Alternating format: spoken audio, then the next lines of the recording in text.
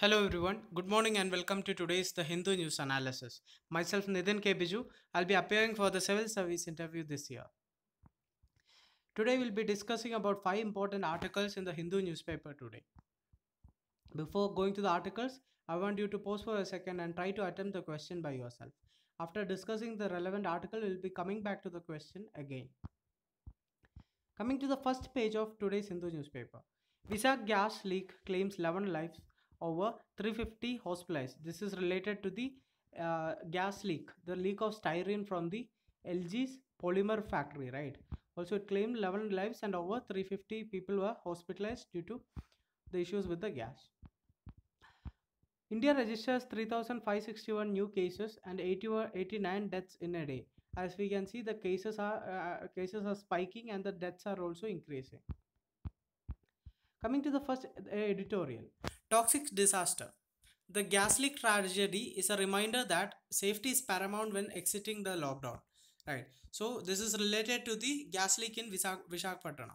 So the gas leak of a toxic chemical that has killed several people and left hundreds sick near Visakhapatnam in Andhra Pradesh comes as a shock to a nation struggling to cope with a prolonged lockdown. Also, the site was the LG Polymers plant, and the residents near the plant were put at hazardous styrene vapor throughout the area at night. Several deaths took place as people tried to flee and the chemical rendered them unconscious. Also, styrene, the chemical which is involved in the disaster struck plant that produces polystyrene products. We'll be seeing what all are the polystyrene products in the coming slides. It is included in the schedule of the manufacture, storage and import of hazardous chemical rules. So this can be asked as a question. So this product styrene, it is included in the rules of 1989. The rules lay down strict norms on how it should be handled and stored. Despite these strict rules, the disaster has happened. It is also reasonable to assume that the safety mechanism built into the storage structure or something so hazardous was either faulty or allowed to be overridden. So there are some questions to be asked. Was the reopening of the factory was left to unskilled people, as some city officials have said? So these questions are supposed to be answered. Anyway, these aspects must be probed in an inquiry to fix the accountability. The Andhra Pradesh government must focus on immediately on the medical needs of the people who have been affected by the gas leak, which has led to comparisons with the 1984 Bhopal gas disaster also. So I'll give you a homework now. I want you to find the chemical which was involved in the 1984 Bhopal gas leak. So as a harmful chemical, styrene could have chronic effects beyond the immediate symptoms. So international safety literature cites it as a substance that may cause cancer also. So there is a term called carcinogenic. So carcinogenic means any substance which causes cancer. Okay. Solarium payments and compensation for the victims and families are important, but so is the access to quality of healthcare for the victim. So the victim should be given highest healthcare apart from compensation and payment. So as India aims for a wider manufacturing base, it needs to strengthen its approach to public and occupational safety. So this is a occupational safety hazard. Transparent oversight is not a hurdle to industrial growth. It advances sustainable development by eliminating terrible mistakes. So this kind of mistakes should be avoided to avoid this kind of disasters again. Now coming to the prelims related stuff, styrene. Styrene is also known as ethynyl benzene or vinyl benzene and even called as phenylethyl. It is an organic compound with a chemical formula C8H8. As well as it is a derivative of benzene. We all might have learned about benzene in our chemistry classes in school. So this is the diagram of styrene with the gas which was responsible for the disaster. So what is the applications of polystyrene? What are the polystyrene products? There are many things which we use in house which are completely made of polystyrene, such as plastic forks, DVD cases, the outside housing of computers, model cars, toys, rulers, and all are made from hard polystyrene. So these are the diagrams of some of the products which are made from polystyrene. Okay, so we can see that this is a very commonly used products, right? Now coming back to the question, Consider the following about polystyrene. It is an organic compound with the chemical formula C8H8. Second statement, it is a derivative of benzene. Which of the above statements are correct? So the answer is for statement one is definitely correct, as we have already seen in the last article, and it is as well as a derivative of benzene, which we can see from this figure. So we can see that diagram this closed diagram is benzene, right? So a branch is added to benzene to form the styrene. I hope you understood this. So the answer becomes both 1 and 2, that is option C. Coming to the second article, slow but steady. Only more testing and isolation of the infected people can slow the spread of the COVID-19. So, as we all know, with 52,469 confirmed cases and 1,771 fatalities as on May 6th, India entered the list of the top 15 countries with the highest number of people infected by the novel coronavirus. So, this is a worrying trend. The cases in India is increasing. Also, earlier and now India accounted for around 1.41% of the overall COVID cases in the world. Earlier it was only 0.13 cases before the lockdown, 0.13% of the cases before the lockdown in March 24th, and it was 0.58 cases percent of the total when India had around 11,000 cases, right? Also, the number of infections continues to surge in the United States, whereas as of May 6, around 32.7% of the world's total comes from the US. Also, coming to European countries like the Italy, Spain, UK, France, Germany, and all.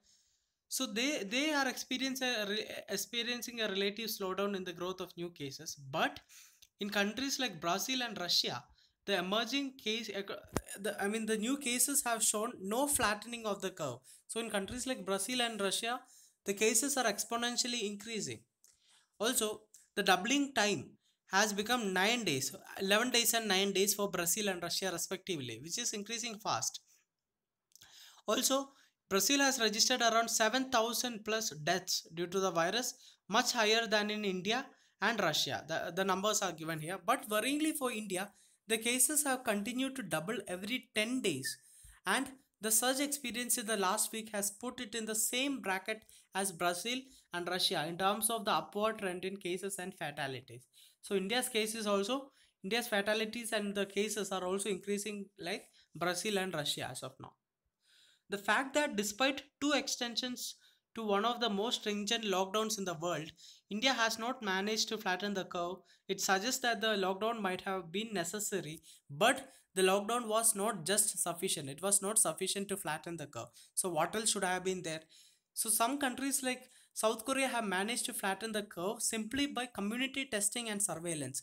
In case of South Korea, so in case of South Korea, what they have done is they have started mass testing. They have started testing everywhere. They started testing even inside the car. Sitting inside the car, the person could be tested. Whenever some people are going into offices, malls or something, the people will be tested.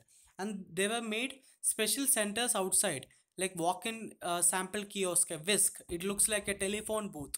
So these were the innovations which are used in South Africa. So I'm sorry, South Korea, so that the mass testing could be done. Also, they try to reduce congestion in the hospitals by opening up special center for mild patients so that the serious patients can go to the hospitals. So these kind of things were happening in the South Korean model of COVID-19 pandemic. So after this, they were able to successfully contain the pandemic also.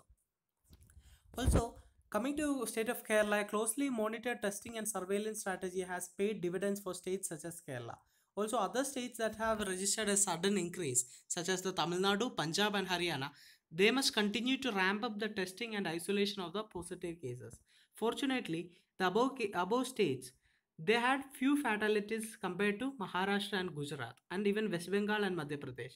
So in Maharashtra and Gujarat, at least the testing has been above the national average. But coming to West Bengal and Madhya Pradesh, the testing is continuing at a lower rate than the national average, which is another cause of concern, because when the testing increases in these states, like that is West Bengal and Madhya Pradesh, then the cases will become much higher, right?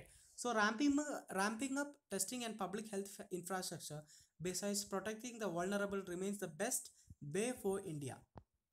So that is what the editorial is talking about. So crux of the editorial is lockdown was necessary, but it was not sufficient. What has to be done? More testing has to be done, and even the health infrastructure has to be improved, along with protection of the vulnerable sections. Coming to the third article, India needs to enact a COVID-19 law. So this is a very important article from the mains and the prelims perspective, even the interview perspective also, because here the article is analyzing about the legal basis under what laws the present lockdown has happened, and was it sufficient, or is there a necessity of a new law to regarding the COVID-19 pandemic. So these aspects have been analyzed in the article. So while the lockdown has helped to contain community spread of the disease, a legal and legislative audit of this exercise have evaded scrutiny so far. As we are now in the seventh week of the lockdown, it is imperative to assess the underlying legal legislative soundness. Now coming to the laws which are governing the lockdown, which is very important for mains. Okay, so the lockdown has carried by the Union Ministry of Home Affairs under the Disaster Management Act of 2005.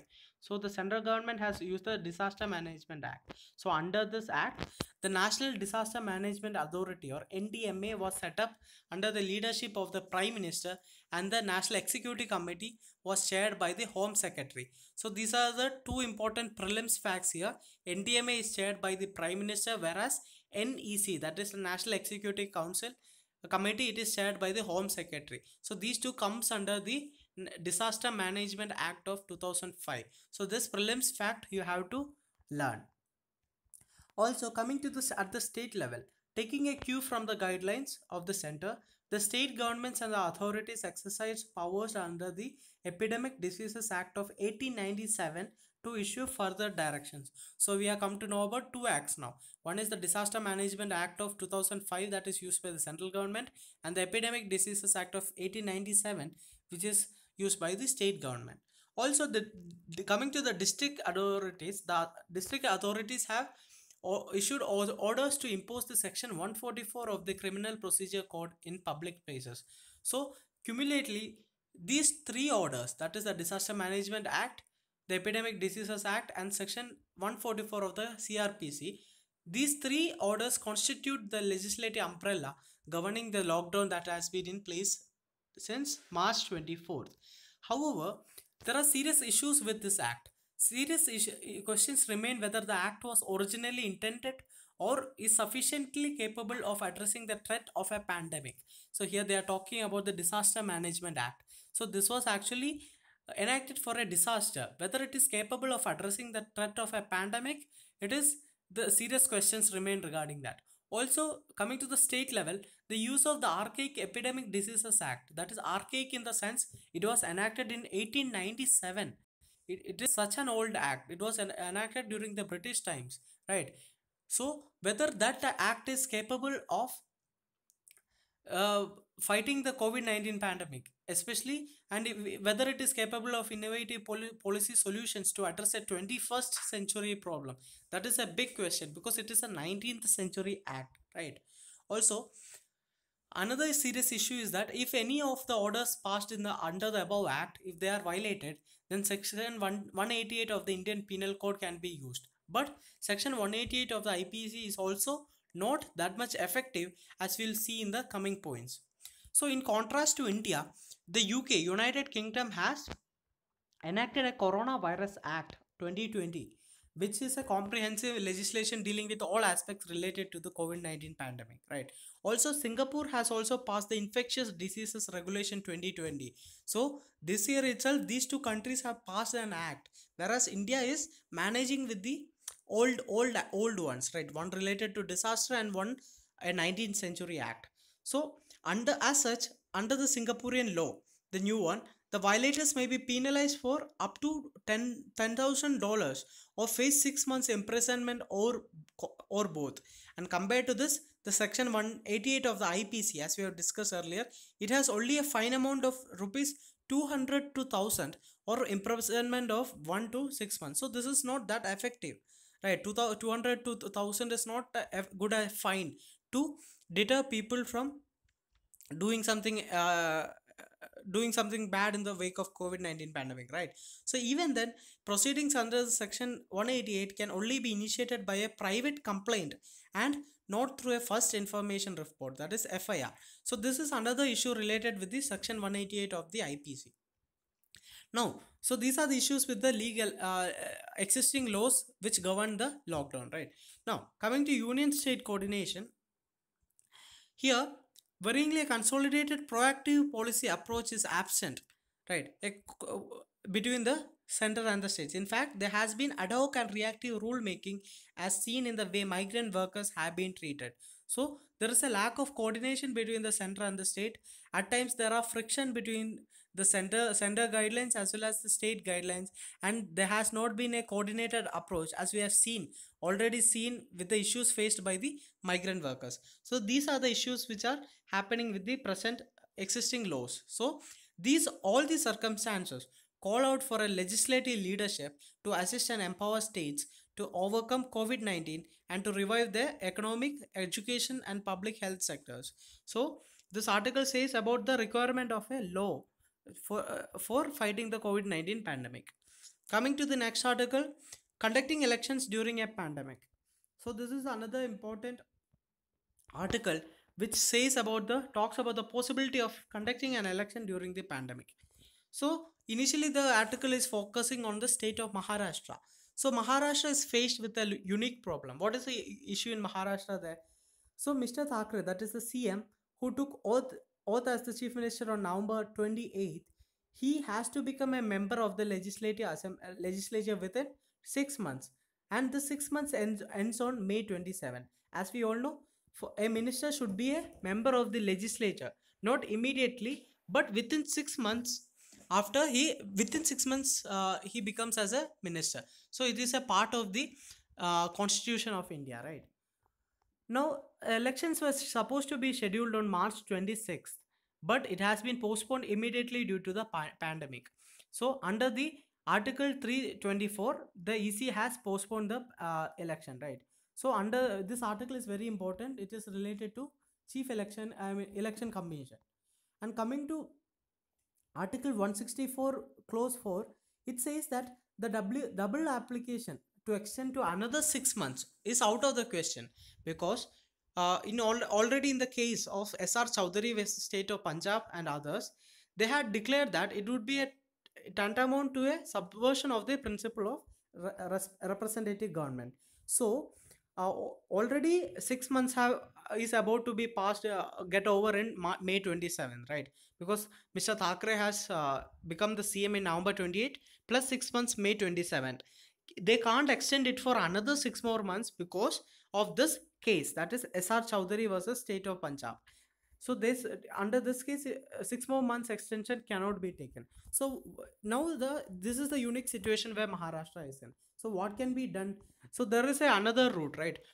Nomination route. As we all know, the governor can nominate people to the legislature, both in like in the state assemblies, in the state legislative council, right?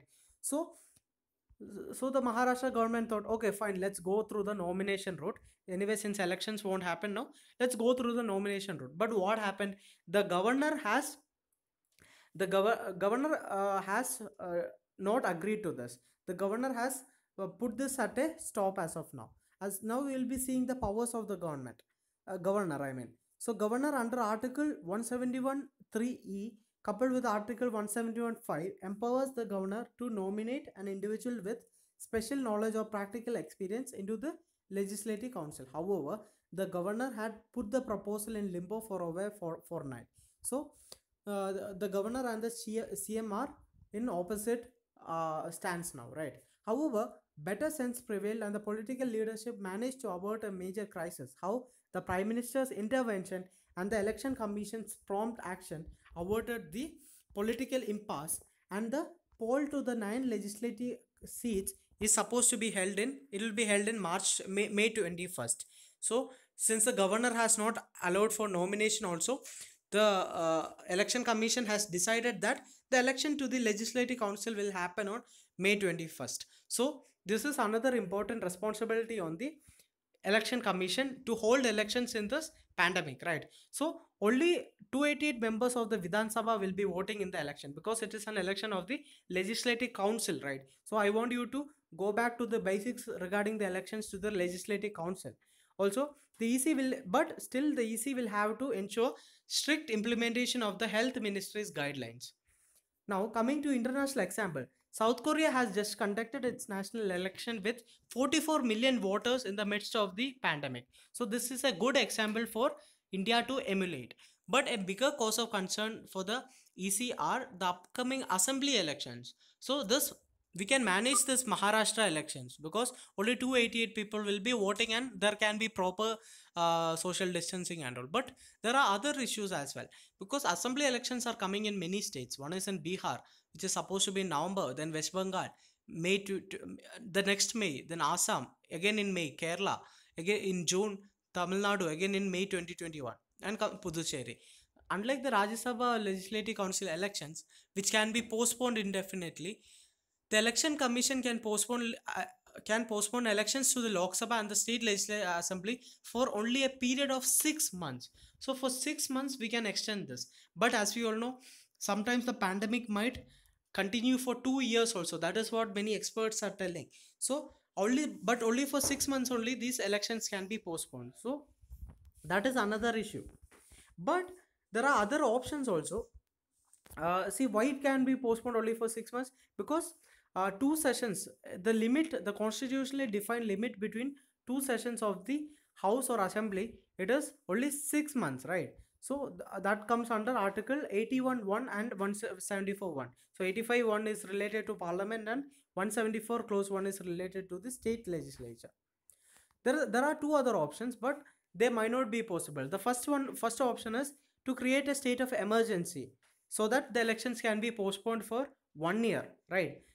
As you know, in the case of national emergencies, the elections can be postponed for 1 year, 6 months at a time, right? But there is an issue. Emergency can be declared only if there is a threat to the security and sovereignty of the nation, right? But not in case of an epidemic or pandemic. So the option of national emergency may not be an option. Also, the second option is to declare president's rule in the state under Article 356. So if president's rule is enabled, then also the elections can be postponed. But there have been, the Supreme Court has defined many constitutional many limits against application of the president's rule. You can see cases like Bombay case and all, right?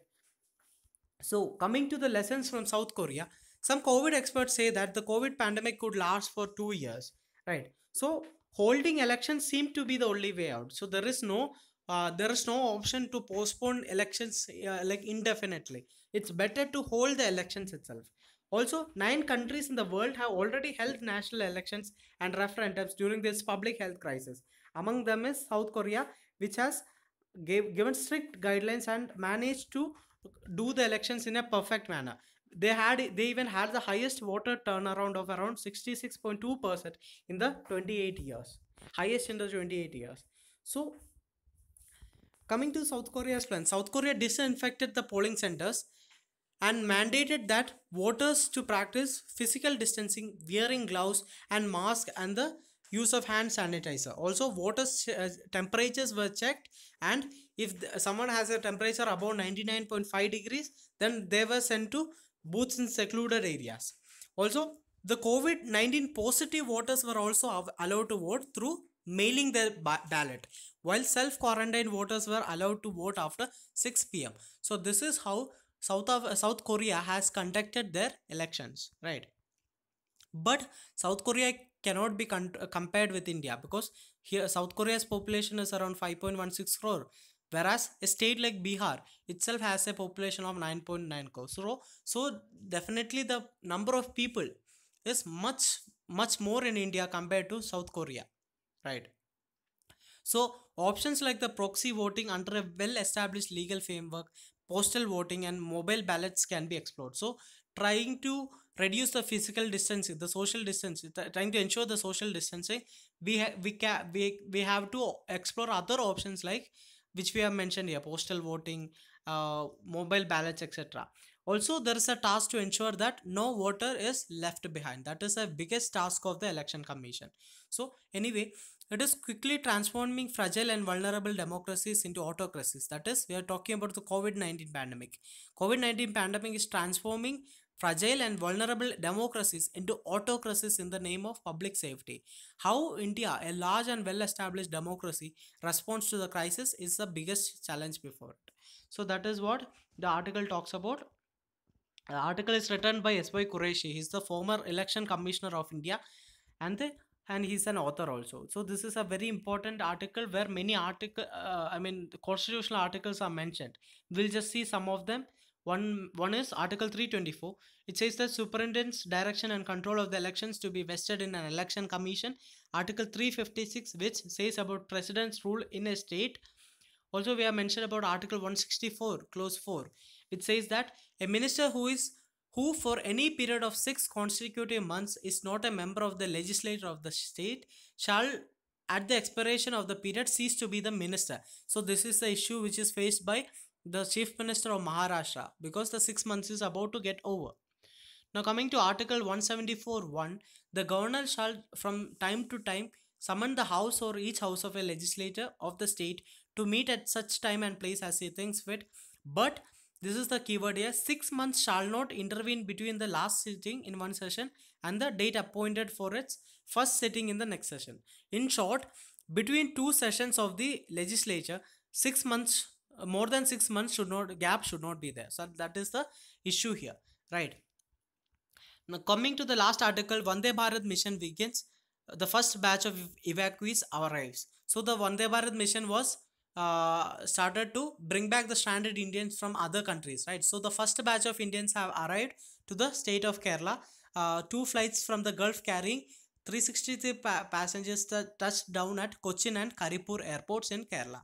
So more batches will be arriving in the coming days. So this is the news about. Please learn about the Vande Bharat mission as well as the mission of Navy, that is Operation Samudra Setu. These two can be asked for prelims perspective. So this is all about today's important news articles. I hope you like the video. Please press the like button, subscribe to the channel as well as share it with your friends. Have a great day. Thank you.